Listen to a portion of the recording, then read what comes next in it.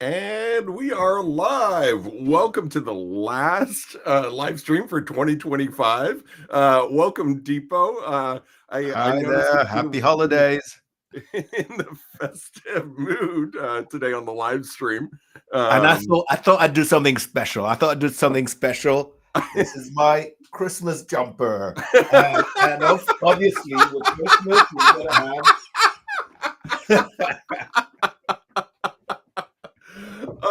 I love it. It certainly puts me in the mood for the Hey, holidays. got to go That's out with a fabulous. bang. Oh my goodness. Yeah, so we've got an exciting show for you, everyone, today. So we're going to be going through the Tridion sites 10.1.2, which was released about 2.5 weeks ago. Yeah, congrats to the team. What's really nice about it is that it can be installed as a fixed pack, so no big upgrades, etc. Very easy. And we've been doing a couple of releases like that where we might have a larger release, which is a little more involved in terms of doing the upgrade, etc. But then after that, we just start delivering additional functionality that people can just add to the platform. A little more of an agile approach, which is great. So I think, and then we'll switch on to Depot. Depot's got some topics around Tridion docs. So let's get this started. I'm going to start with the demo. Exciting time. So let's take a look at Tridion sites 10.1.2. Let me just share over here. Share the tab. Okay, so when you install Tridion sites 10.1.2, there's a couple of things that you'll notice. The most important thing is that you'll now have this new translation tab over here. And much like the different tabs that you have for activities or publishing, etc., you'll also have a tab for the translations, and this is really nice. So you get all of the different features that you have in Experience Space when it comes to sorting, filtering, choosing new columns to display, and even doing things like selecting, all of the items, doing a download. So it gives you a lot of flexibility by having this translation tab directly inside of Tridion. And what's nice is that you'll also be able to take a look at, all of the items and everything about the translation jobs just quickly within the right-hand pane. So this replaces that older UI that we had, and we call it the classic UI for the translation queue. So you'll be able to see like things that are in process and then also things that are completed. Now, if we go back to the content side of things, there's a couple of things that we've improved over here as well. So if you decide, okay, hey, I want to send this this item into translation, and we just have one language configured over here, so we're only doing French Canadian. But if you had multiple languages, you'd see the whole list of different languages that you could request a translation for. You notice over here that you'll have the similar screens for the workflow, but then now what we've done is we have added 2 new tabs over here in this translate window. One for the added items, so you can see like what is everything inside this translation job. So you can imagine in translation jobs might have a dozen different items, components, pages, etc.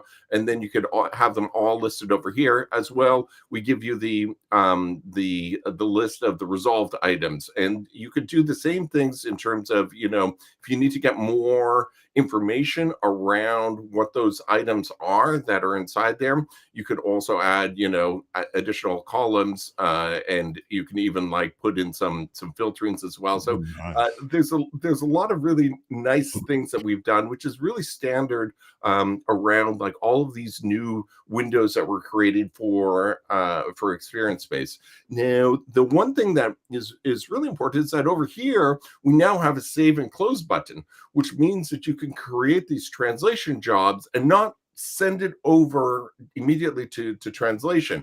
And that's something that some of our customers requested because they were using the translation job as a bucket, if you will, to collect all the materials. Now, mind you, you could always use bundles if you need to have some container or some bucket to contain assets before you send them through workflow, send them through publishing, send them through translation. But there were some customers who really wanted to have the translation job being that bucket. So now you have that button over here, so you can easily just save and save a translation job. So right now, you see now in my translation queue, I've got the definition.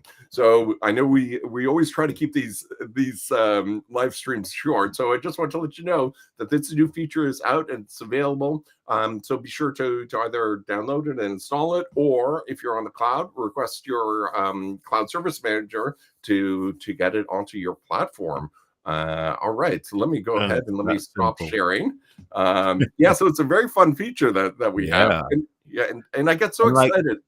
That's the thing. It's like, it's about listening to the customers and providing what it is that they want.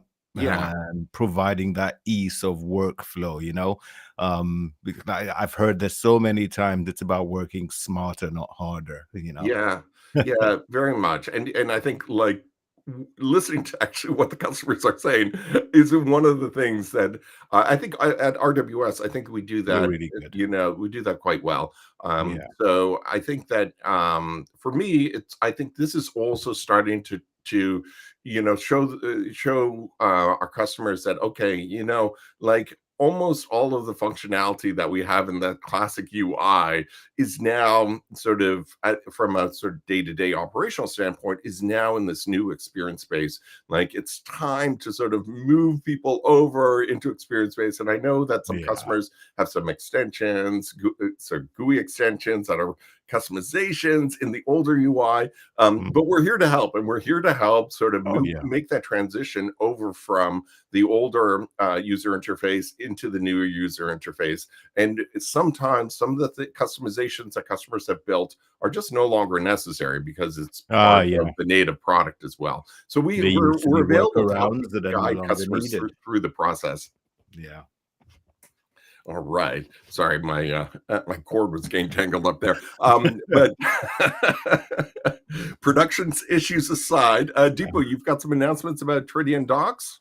All right. Yeah. Well, Tridion docs. Let's start with Tridion docs. Why not? Because I was going to go the other way around. But Tridion docs, big news is that there's quite a lot of work going on to go full cloud, to go full Mac compatible. It's one of the questions that we've always had is there's one little part of Tridion docs that is still left as an installed part on a Windows desktop. And while you could use virtual machines and things like that to run it on a Mac, this move to full cloud capabilities is just it's going to change the game for us. It means more people will be able to access Tridion docs and use it quite easily from the cloud platform. And then if you still do want your installed your on-premise version, our installed version, there's things like Oxygen Editor will still be installed on the computer. But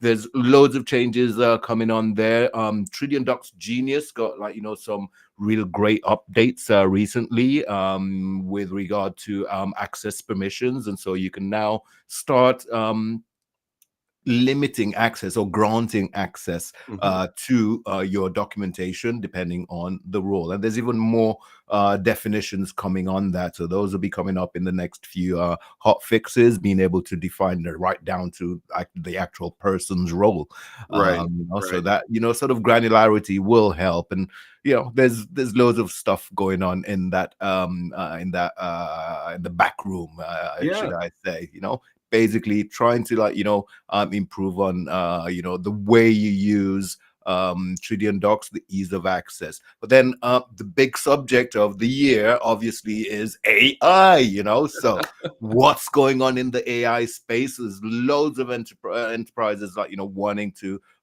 start out. They're starting pilots. There's a few of our customers who are starting pilots with us, and we're starting to build this. I'm not allowed to talk about it yet, but all I can say is like, you've already got like, Draft Companion, you've got Semantic AI that's in there, but then there's stuff coming on with AI agents that will soon start showing off. And I'll be actually doing a test kitchen at one of the conferences coming up next year. So the first peek at some of what we'll be doing there will be at the DITA Europe conference in February. And talking about conferences, might as well just move on to that. Okay. Segue. So, I mean, I closed out my conference year with two of the largest ones, one of which I know very well, TC World. Some of our customers would know about this. It's one of the largest global events for technical communication, audience of technical writers, content architects, the whole mix, from CEO down to like, the very users, and translations people are in there as well. And then I also did my first AMWA conference. Now, the AMWA is the American Medical Writers Association. And I thought, well, look, medical writers, I used to be a technical writer, right? So these are like, cousins, if you want. And I'm like, what is it that they're going through? Why is there, a separate association? What is medical writing? So that was my aim, to go in there. So basically, I found, I put it this way: key learnings from each conference.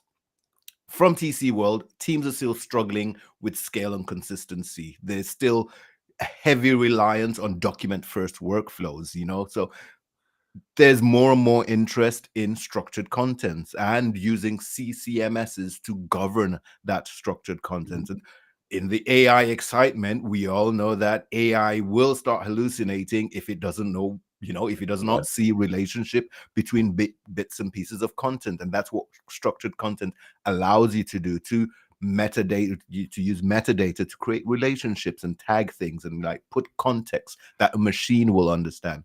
For the AMWA, medical writers are overwhelmed by versioning, evidence traceability. There's a massive copy paste culture in that. That was one big thing that I learned. What could possibly go wrong with that?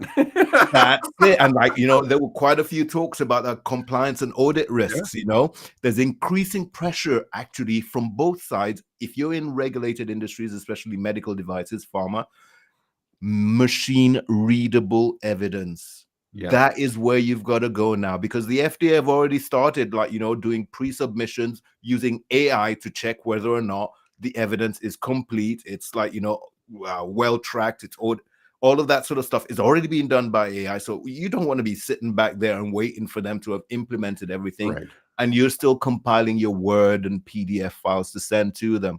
So that's a common pain point between both where technical writers work for a medical device company, but American medical writers are creating those, submission documents, all that sort of research sort of stuff. So the big themes is like content volumes are going to they already exploded, and like they're going to continue to explode in regulated and complex industries.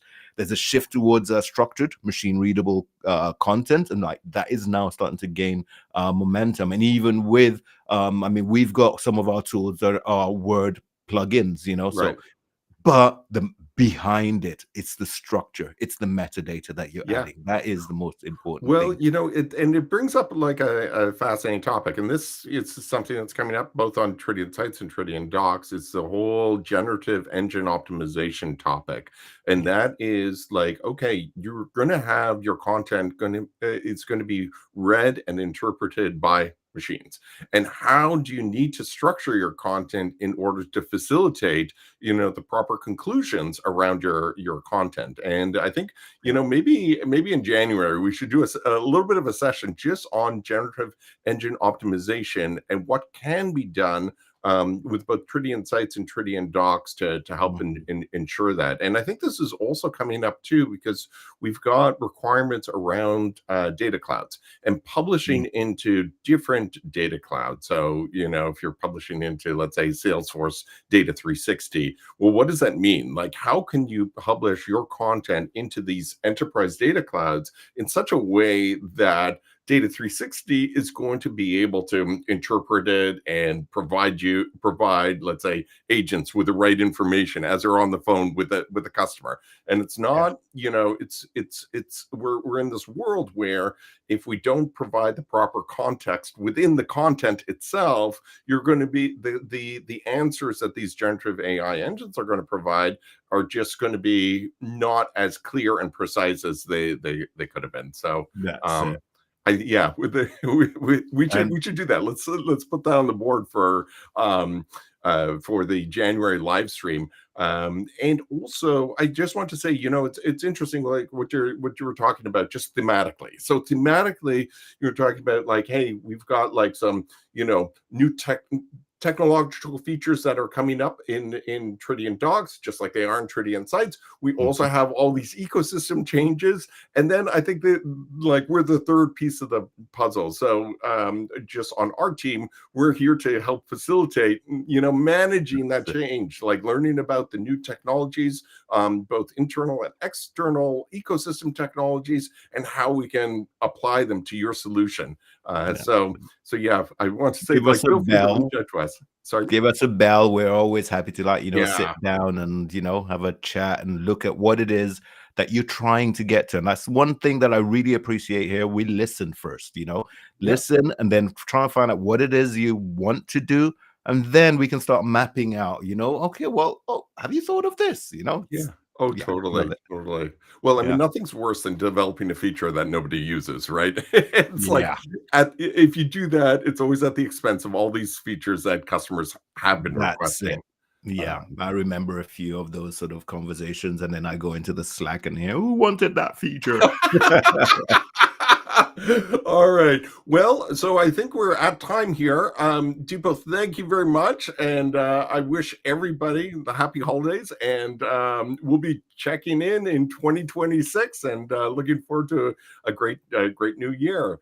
Looking forward to it. I just wanted to do a quick plug. Actually, I recorded a podcast with Sarah O'Keefe, CEO of Scriptorium, and I wrote a blog following that. It's the 5 stages of content debt, and content debt is that silent cost of outdated, duplicated, and unstructured content that builds up slowly, and it's ready to catch you right now with AI. So pop onto rws.com, go into resources and search for the 5 stages of content debt.